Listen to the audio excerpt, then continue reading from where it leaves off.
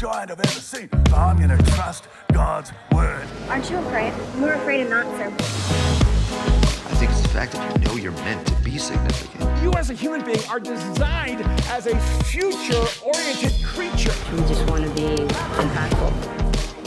There's something that the author knows that I don't know yet.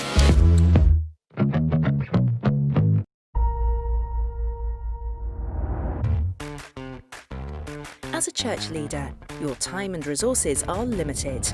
It's difficult to find discipleship and Bible study materials that are affordable, easily accessible, and high quality. But there is a way to equip the people in your church every day of the week without losing sleep.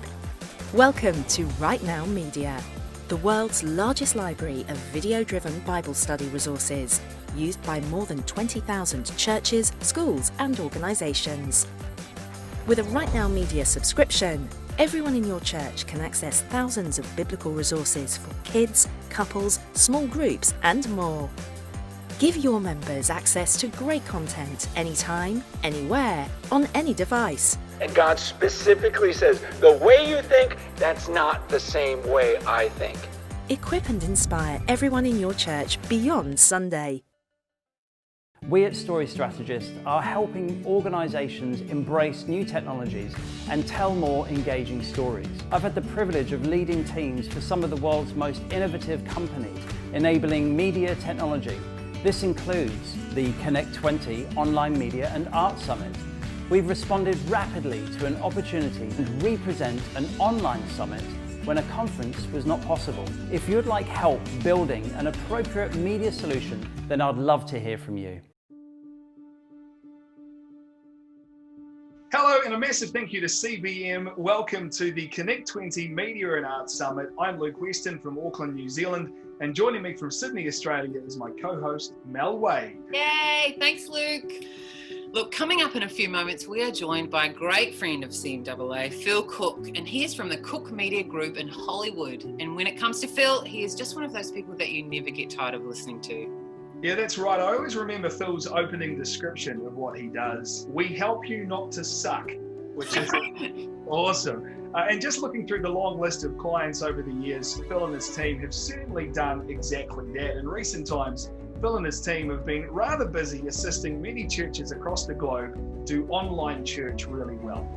And in this season, Phil will unpack the key guiding principles for leaders coming out of times of crisis and why creativity matters in uncharted territory. Here's Phil Cooke. I'm Phil Cooke, and you know, when Nathan Brown called and asked me to speak at the CMAA conference, I was obviously thrilled. It's a real honor always. I've been there multiple times, and anytime I'm asked to speak, it's fantastic. So I put a lot of work into coming up with a topic, and I created a great title and a paragraph description for the program online, and I sent it to Nathan, and Nathan loved it. It was great, and so I started working on it. However, I have to make a confession. Once I started working on it, I had nothing. I mean, I got to tell you, I had absolutely nothing. You're probably a creative person listening to this, and so you understand the creative process. For me, I love deadlines. In fact, I think it's interesting. It's kind of a dirty little secret that I don't like our clients to know. But I love deadlines, and I don't even start a project until I see the deadline coming off in the distance. I think it was Dorothy Parker who said, I love deadlines. I love the whooshing sound they make as they fly by. But truthfully, deadlines give me some boundaries. They let me know, they give me perspective on a project. I don't even lift off the plane until I start seeing the end of the runway coming up really, really quickly. In fact, it's an interesting technique I use when I'm writing anything, whether it's a talk or whether it's a magazine article or a book. I try not to actually write as long as I can. I let ideas churn around inside of me. I let them, I reflect on them. I let them kind of swirl around, and I wait as long as I can before I sit down at the computer. So when I do finally sit down, it's like a dam breaks and the ideas just flow. I never have writer's block, largely because I wait so long before I write. However, that was never happening with this. The more I thought about it, I just was not coming up with answers to that topic that I'd created. And there was just no substance at all. And I was starting to get worried because the deadline was really coming up and something had to happen. Well, finally, last night, as a matter of fact. Kathleen and I go to bed. We're watching the news. We turn the TV off. We turn the lights off. I'm laying there thinking, I got to do something. I got to come up with something for this CMAA conference. And so I finally leaned over and I said, honey, I got to get up. I've got to go work on this talk. And she said, no problem. She said, I've been working on a book. I need to finish the last couple chapters. I'm not in a sleepy mood either, so I'll get up and do the book. You go work on your talk. So I went downstairs. I got my notebook, went back up to the bed, sat there, propped up a few pillows, and just started working on it. And the funny thing was, all these ideas suddenly started coming out. And as I was writing frantically, I realized this is not the idea I'd planned on at all. This was a totally different thing. And yet it was thoughts that had been really churning around inside of me for quite some time. They were things that I'd really wrestled with and things that had been frustrating me for a long time. And so I thought, this is what I really need to share. So my confession is I'm not going to do the talk I planned. In fact, this is not a formal presentation whatsoever. Like I said, I only put it together last night. And in fact, I've got some crude notes I've written, no PowerPoint.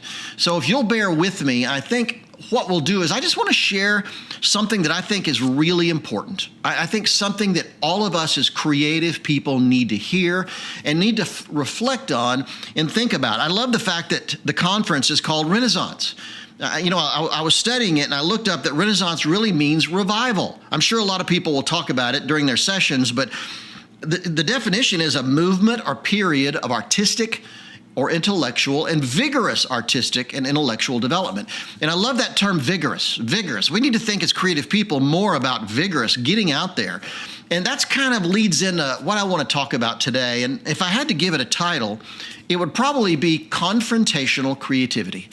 Maybe another term would be provocative creativity. And let me frame it really in a question. And the question would be, how long has it been since you had a creative idea that was so amazing it infuriated people?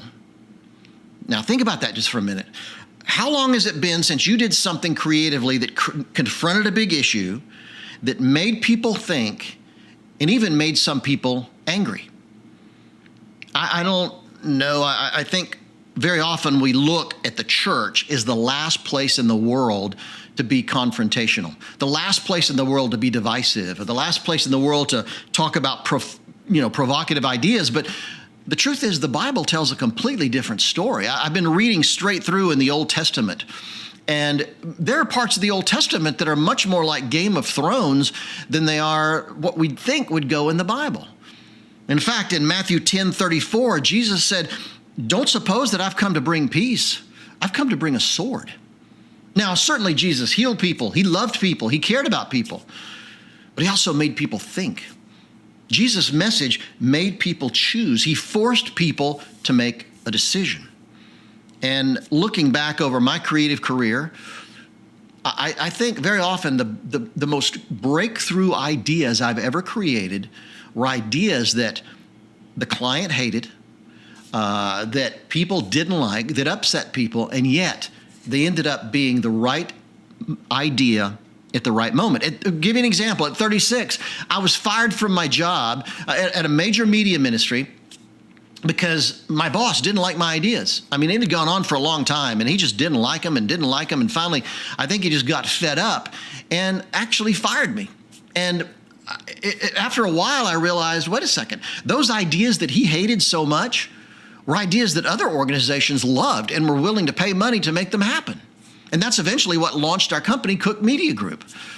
Then years later, probably the most successful television program I've ever produced, the client hated it. In fact, they hated it so much, they sent ministry executives to our edit room twice to yell at us. And when the guy that had to sign off on it, when he saw the screener, he said, "As long as I'm alive, this will never air. This is not what this ministry is about." And by the grace of God, I was told later that he left the screener sitting on his coffee table at home, and his wife walked in later that night, not knowing what it was. She put it in the machine and watched it. And a friend told me later that with tears in her eyes, she said, "Honey, I don't know what this is, but people need to see this program." It ended up being the most successful program they'd ever done. And then years later, I worked for another media ministry that we realized that an app, I had this idea that all the content they had and the way they wanted to present it, they needed to do it in that moment in the form of an app. And of course, they hated that idea. They just refused to do it. And I got a couple of their guys in secret, a couple guys who got it. And at great financial risk to me, we went underground. I mean, we secretly developed the app. And even when I unveiled it, they didn't like it very much. Well, guess what? Years later, now today, that app is the single most important thing they do. It's the way they share their content by far more than any other way. It's become the most important thing they do. And so looking back, I see that many of the times the things that people hated the most, the ideas that I had that people hated the most were the ideas that were the perfect idea at that moment. And maybe if you're experienced and you've done creativity for a long time, you can look back and see something similar. And let me just say what happens. You know, I was thinking as I woke up last night, I was thinking what happens when we value safe creativity over risky creativity. I mean, I don't mean to be judgmental here, but suddenly when we value safe creativity over something risky, suddenly worship bands at every church in the world start looking the same. They dress alike, they perform the same songs, use the same instruments. That you could be interchangeable with most worship bands and you never know the difference.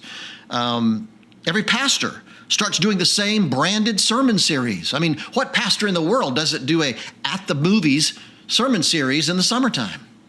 Suddenly, when you're safe, all church websites start looking alike because we're looking at other people thinking maybe we should do what they're doing instead of being what we should be doing. Even short videos I'm seeing from churches and ministry organizations all over the world are starting to look like the same video. They're shot the same way, same camera angles, same music. We're just not being very revolutionary anymore. And I mean, you could go on and on and on. Even remember that radical revolutionary idea of pastors preaching in jeans and a t-shirt? Well, that's become now so commonplace, it's almost boring. And like I say, I'm not trying to be judgmental about those things, but I'm thinking the more we do safe creativity, the more we fall in line and all do the same thing. So to help us get unstuck, maybe I need to get to the real heart of this, and that's to get us unstuck. Let me give you 8 thoughts, 8 ideas that occurred to me last night that we really need to be thinking as creative people if we're ever going to break through this and force the culture to think. Now, keep in mind, of all the things we do, and I understand there's plenty of creative things that we do that we want to express unity. We want to, motivate people. We want to inspire people. That's all a very good thing, but let's not forget the kinds of creativity that force people to think. When you realize the amount of injustice in the world, when you realize the moral relativism that's happening, when you realize the direction our culture is going, someone needs to stand up and say, there's a better way. Somebody needs to stand up and force people to think. I don't want us to lose that in our effort to be nice. So let me give you 8 thoughts that I think I'd love for you to write down and really take home, reflect on how you could be integrating these ideas into what you do as a creative person, okay? Number 1, let's just start by thinking. Ask the question, when was the last time you took a real creative risk? Now, when I say creative risk, I'm not talking about worrying that the pastor won't like it or worrying the client won't like it or your boss won't like it. I'm talking about real creative risk. And creative risk comes in a couple different ways. There's physical risk. I almost landed in prison a couple times in Africa trying to film a documentary about some issues that the authorities just didn't want us to film. And I kept pushing and pushing, and we almost ended up in jail. In Jamaica, I fell out of a helicopter trying to get a shot that I really wanted to get. I knew this was the shot that was going to tell the story of what we were trying to film. Now, so that's physical risk. What physical risk have you taken recently to tell the kind of story you need to tell? But probably more important and more significant would be, I would say, emotional or creative risks. You know, the idea that if I come up with this idea, I'm not going to fit in with this group. The pastor may not go for that. He may not like me. But even more important, I would say, are examples like what my flaw is being a people pleaser. And I can't tell you how many times in my career, in fact, I would say the single biggest mistake I've made in my whole career is how many times have I been on a set, a film set or a video studio, and I should have pushed them for one more take. I should have gotten another take out of the actor, or pushed the actor a little farther, done a more original shot. But you know what? It's late. Everybody's tired. We've been working. We're getting nearly going over budget. Maybe we should just let it go. And me being a people pleaser, there have been so many times I just said, okay, that's good enough. And I settled.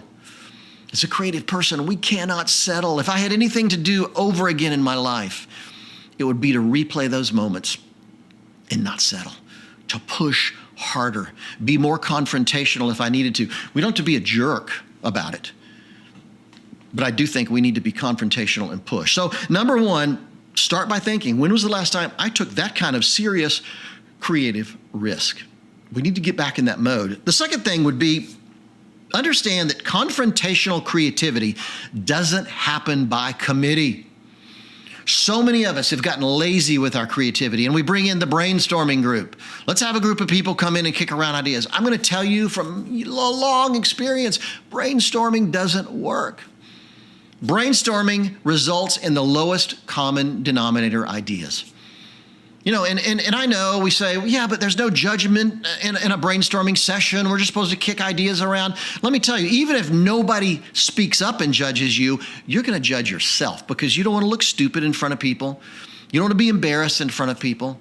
I've just discovered that brainstorming sessions may be good for executing ideas. They're not very good for creating ideas. Radical, revolutionary ideas happen when the door is shut and one individual is staring at a blank piece of paper. And by the way, let me say about the blank piece of paper, how many people have you met? How many creatives supposedly have you met? I can name you 100 that say, well, Phil, I'm really creative if I have something to start with. Well, that's not being creative at all. I think one of the biggest reasons I'm hired, actually have been hired over the years, is I can start with a blank page. That's the world I love to work in. So just understand that committees don't create great creativity.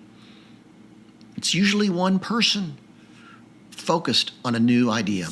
The third thing I would say is comparison doesn't ignite radical creativity.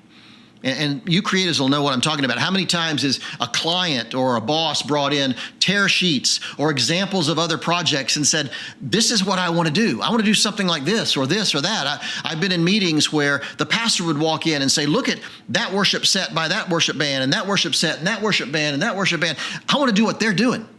Well, that's not creativity. That's just comparing ourselves and copying. Comparison creates copycat creativity.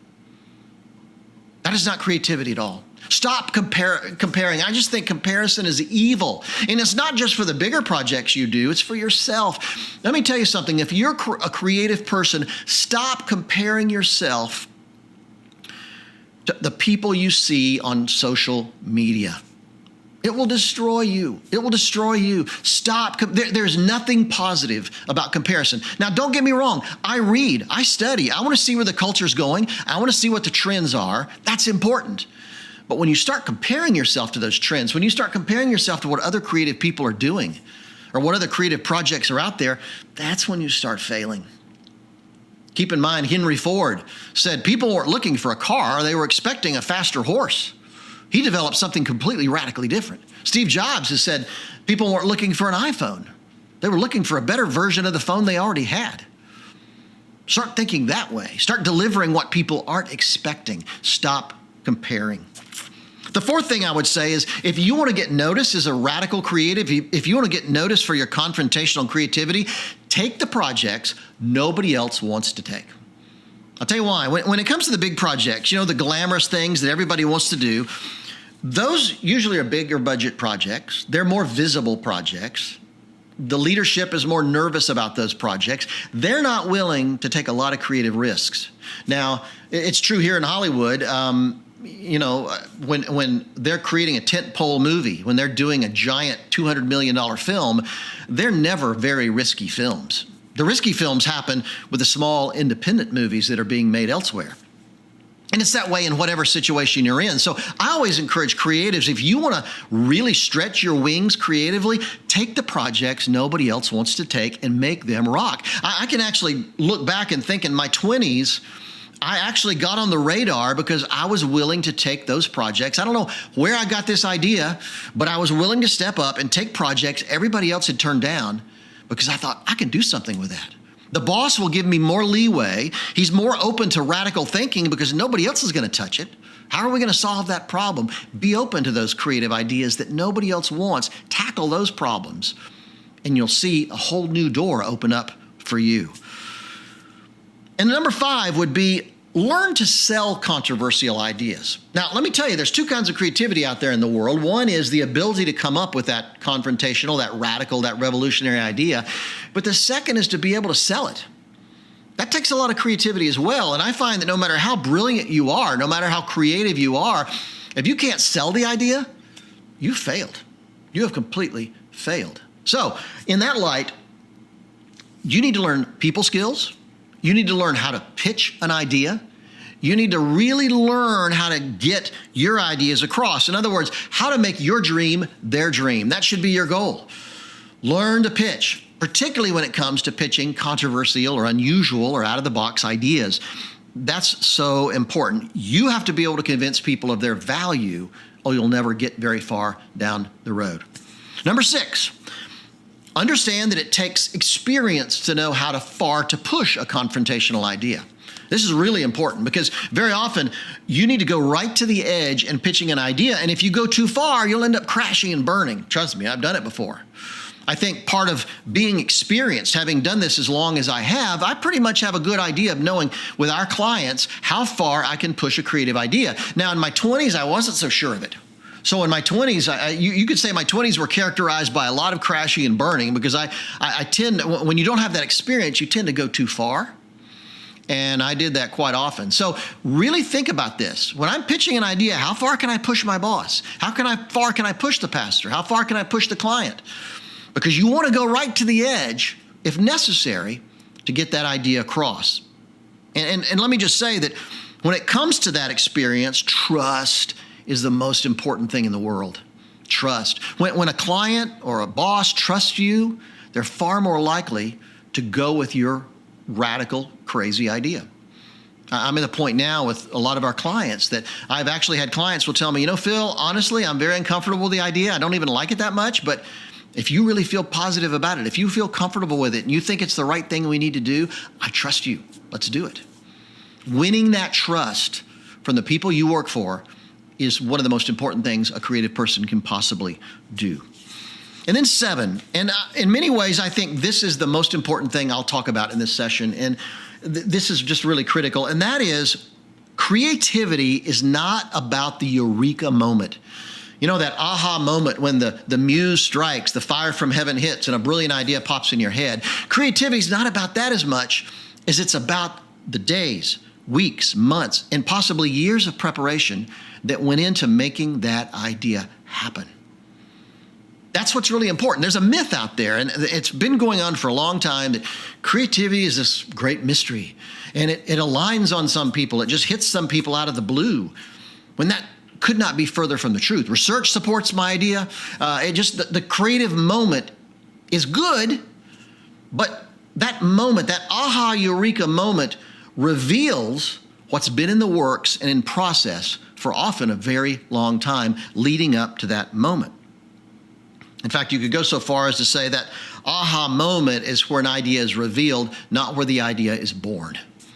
The idea needs to be born much earlier. Let me just give you a great contemporary example, which is J.K. Rowling, who wrote the Harry Potter books. There's a great mythological story out there about her being on a train from Manchester to London, and the train got delayed.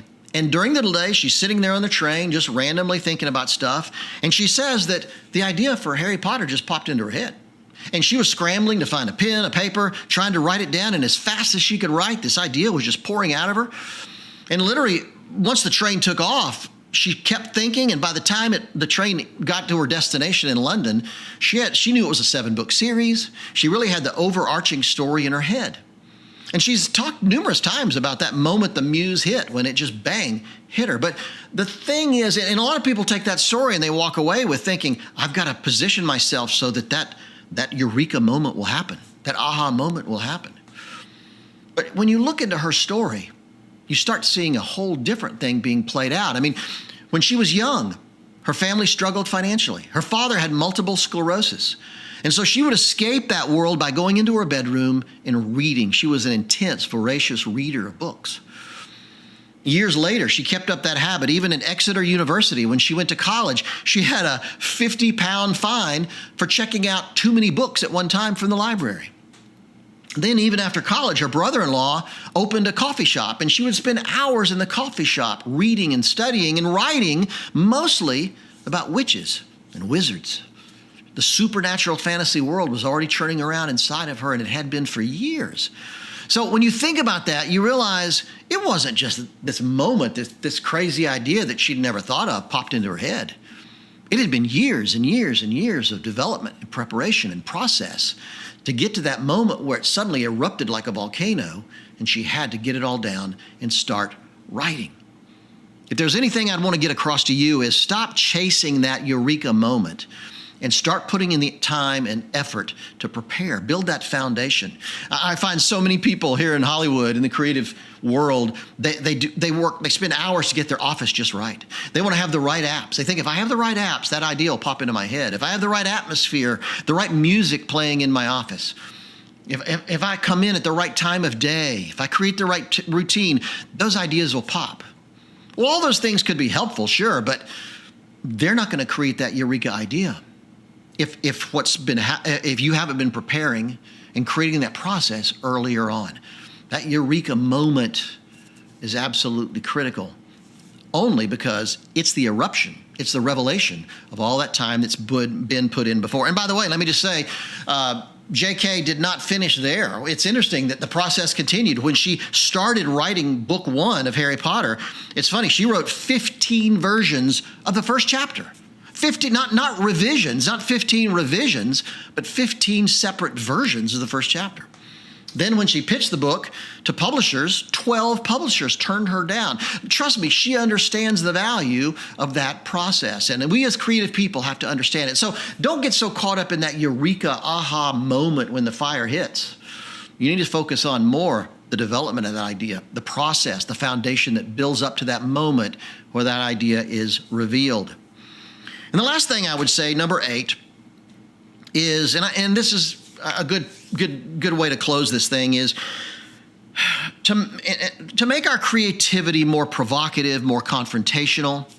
We need to worry less about keeping our job and more about doing an amazing job. Now, I understand that we've been through a crisis. It's very difficult right now. Some people don't have a job. Some people are worried about risking their job. I get that. I mean, I've been fired. I've been through that whole process. I understand. I've lost clients at various times in our career. I understand what that's like. But let me tell you, the minute you start worrying less about keeping your job and worrying more about doing an amazing job, you'd be shocked at what will happen to your creative life. It's almost like it releases you to a whole nother level of creativity. I find creatives very often are driven by questions like, what will the pastor think? What will the client expect? What will my boss like? Instead of, what is true and what needs to be said? That's the questions we need to be asking ourselves. So let me just end with saying, if you have a creative calling, if you feel God's called you to do something with your creative life, that calling is just as significant as a pastor's calling or a ministry leader's calling. It's important. So I encourage you, rise up, embrace it. Be the creative person God has called you out to be. So my last word I'd say is, in your creative life, stop being afraid. Say the things that need to be said. And let's make people think. Because the truth is, eternity hangs in the balance.